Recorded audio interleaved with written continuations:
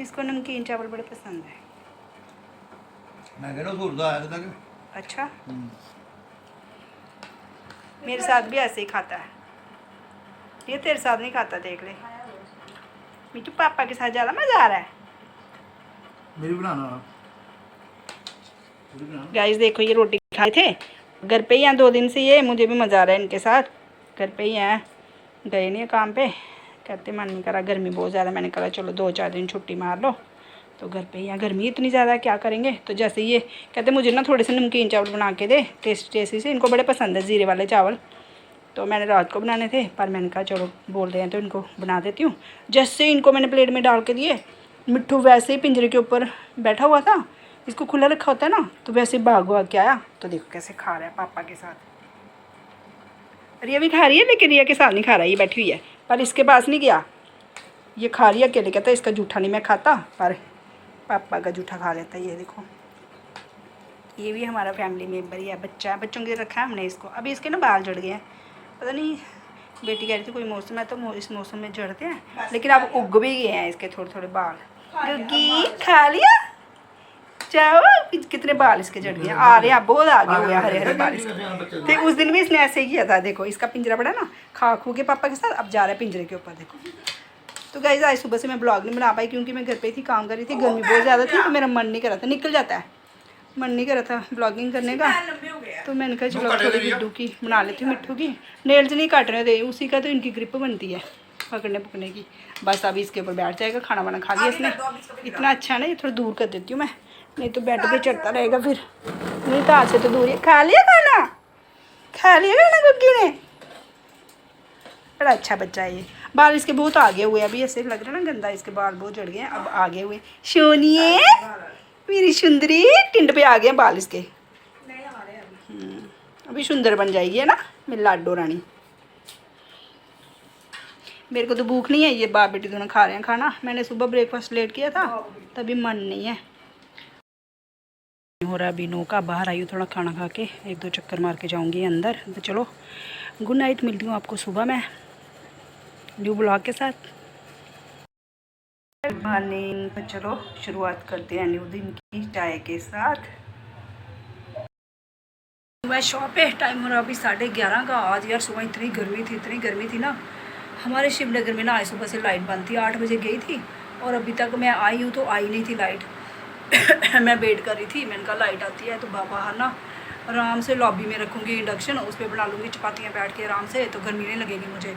Kitchen थोड़ी छोटी है ना मेरी, तो आज मैं ये सपना सजा के बैठी थी सुबह से, तो सपना मेरा चूर हो गया, लाइट ही नहीं आई। हार के फिर मुझे ना हस्बैंड कहते परांठे खाने हैं, मैंने हैं, फिर उनको मैंने आलू वाले परांठे बना के दिए। कल भी परांठे खाए इन्होंने, ऊपर से गर्मी पड़ रही है, मेरी जान जा रही है, पर बाप को और बेटी को खाने आलू के परांठे हैं। कल भी इन्होंने आलू के परांठे खाए। सोचो इतनी गर्मी, मैं मर रही हूँ और इनको आलू के परांठों की पड़ी है। तो कम तो मैं भी नहीं हूँ, मुझे भी खाने थे, तो फिर मैंने खाया। इन्होंने एक परांठा बस, तो इन दोनों को मैंने परांठे बना के दिए। जो मेरा परांठा बना है ना आज किचन में, वो इतनी बुरी हालत, आप सबको तो पता ही है, औरतों को सब किचन में ही होती हो, कितनी बुरी हालत होती है। रात को तो मैं जैसे तैसे करके ना इनको ठग देती हूँ चावलों के साथ। एक तो चावल ना, वो बेटी कहती पापा को चावल मत दो, पापा को शुगर है। ये नहीं देखती कि माँ भी मर रही है, गर्मी में है, एक दिन में क्या हो जाएगा, शुगर से कुछ नहीं होने वाला है ना। तो खैर किसी तरह से मना लेती हूँ उनको मैं। रात को उनको मैंने दे दिए चावल बना के, हैं पुलाव सब्जियाँ वब्जी डाल के सब कुछ। सुबह मैंने इनको बना के दिए परांठे। तो मैंने कहा यार लाइट अभी तक लाइट नहीं आई हमारी। बेटी को मैंने बोला चल तू भी मेरे साथ शॉप पे बैठ ले, तो कहती नहीं मम्मा मैं घर पे ठीक हूँ, आ जाएगी लाइट। तो अभी तक आई नहीं थी लाइट, तो मैं भाई मैंने कहा मैं चली शॉप पे। आ गई मैं शॉप पे। सुबह से एक तो मेरे कितने क्लाइंटों के फ़ोन आ रहे थे, आज जाओ शॉप पे, तो उनको मैंने फ़ोन कर दिया भाई आ जाओ, आपकी बहन आ गई है शॉप पे। अब बैठी हूँ मैं। जब जैसे मैं शॉप पे पहुँची, पसीना मेरा मुँह ऐसे ऐसे निचड़ रहा था पसीने से। टैप टैप टैप टैप किया मैंने थोड़ा सा टिशू के साथ।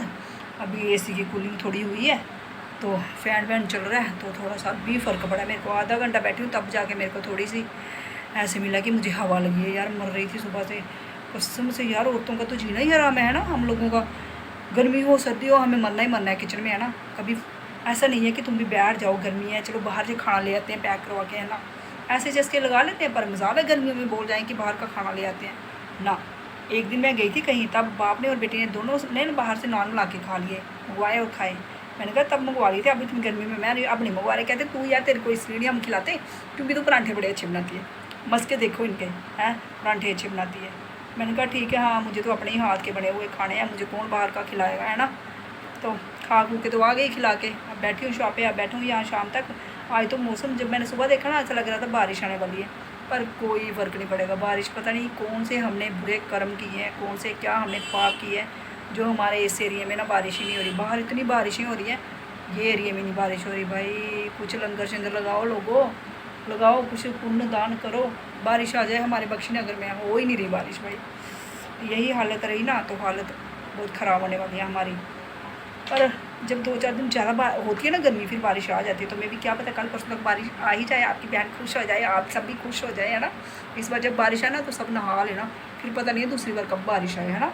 ज़रूर करना है ये सब। तो चलो मैं बैठती हूँ शॉप पे, अभी करती हूँ काम। मेरे क्लाइंट हाँ आ रहे हैं, अभी बस 1 बाय 1 बुलाऊँगी उनको मैं, एक साथ इकट्ठे नहीं बुलाऊँगी। एक को काम करूँगी, उसको निकालूँगी, फिर दूसरी को बुलाऊँगी, फिर तीसरी को बुलाऊँगी। तो ऐसे करके काम हो जाता है आराम से। क्लाइंट बड़ी दूर से आई है, कठुआ से आया है। तो जैसे ही अंदर ही मैंने ना इसको पहचाना नहीं, तो कहती है आंटी मैं ना आपके पास 2 साल पहले भी आई थी, तो मैं भाई भूल गई थी। इसकी एक्चुअली बुआ की बेटी यहाँ पे रहती है, अब उसकी हो गई है मैरिज।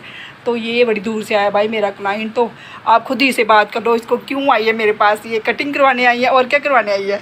मैं कटिंग करवाने आई हूँ कठुआ से स्पेशली आंटी के पास, क्योंकि आंटी की हेयर कट इतना अच्छा होता है और इतनी ज़्यादा ग्रो करते हैं ना बाल आंटी के हाथ से, और मैं स्पेशली आई हूँ।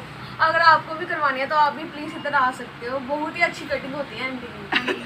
Thank you. कज़न भी आई है इस बार, ये देखो इसकी कज़न भी आई हुई है। आपको भी करवानी है? तो आपने कौन सी कटिंग करवानी है? अच्छा चलो ठीक है, थैंक यू दोनों का। हाँ बच्चे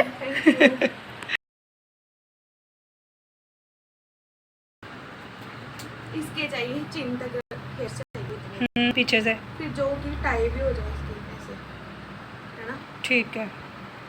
बस तेरी अपनी कोई मर्जी है? कहाँ तक? शोल्डर में शोल्डर कर देती हूँ ना। अच्छे सूट हो जाए यहाँ तक आते, यहाँ तक नहीं तो चिन तक की ठीक है। हम करेंगे सिर्फ एंड वाले नीचे वाले, तो इसको सुंदर लगेगा, वो स्ट्रेट हेयर है इसके। तो तेरे वाले को अगर नीचे करेंगे ना, तेरे जो हेयर है वो है कर्ली, तो वो क्या है ना ऊपर चढ़ जाएंगे, तो तेरा वो नीचे वाले दिखेंगे ही नहीं। या फिर ये है पीछे मेरे में तो ब्राउन सूट करते हैं, मेरे को पता है। हाँ मुझे लगा मैंने वो वाला करवाया, मेरे कलरफुल स्किन टोन। ये लड़कियों की अब एक दूसरे को देख रहे हैं कैसे लग रहे हैं।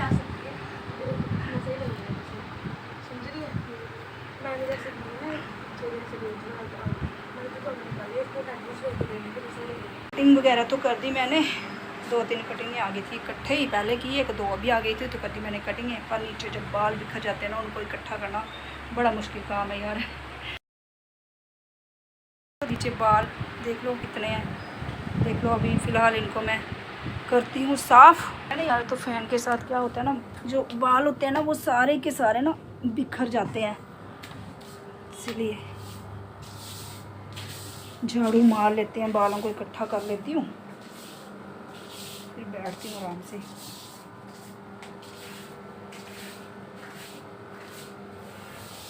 जिंदगी लड़कियां बेचारियाँ कहती आंटी हम 2-3 दिन से आ रहे थे, आप ना मिल नहीं रहे थे। फिर उन्होंने बाहर से ले लिया नंबर, तो फ़ोन किया। एक्चुअली मैं कल भी आई थी, कल इस एरिया में लाइट का बड़ा स्यापा था, तो मैंने क्या किया, फिर चली गई घर। तो गाइस अभी आपकी बहन को फुर्सत मिली है काम करने के बाद थोड़ी सी, तो मैंने फटाफट से जैसे ही टाइम मिला वैसे ही खाना खा लिया, काम कर रही थी। तो गाइस एक बात मैंने आपको बोलनी थी कि जब भी आप कहीं भी किसी भी सैलून में जाते हो ना कटिंग करवाने के लिए, तो वो लोग क्या करते हैं कि कटिंग करने के बाद ना फटाफट से ब्लो ड्रायर कर देते हैं, ठीक है। उससे बाल इतने अच्छे लगते हैं, इतने अच्छे लगते हैं, या तो वो कर्ल्स डाल देंगे, तो क्लाइंट जो होता है वो काफ़ी ज़्यादा ना खुश हो जाता है।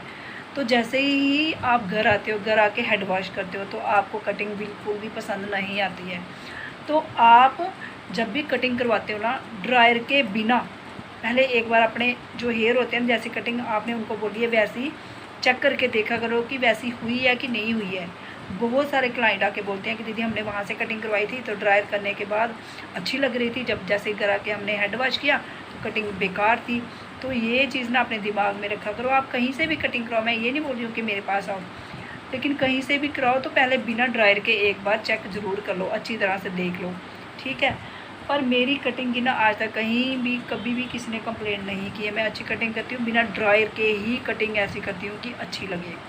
तो चलो मिलती हूँ आपको कल मैं न्यू ब्लॉग के साथ। तो कल तक के लिए bye bye, take care, thank you for watching. Blog अच्छा लगे तो लाइक कमेंट ज़रूर कर दिया करो, ठीक है। इतनी कंजूसी मत किया करो। तो बाय बाय सबको।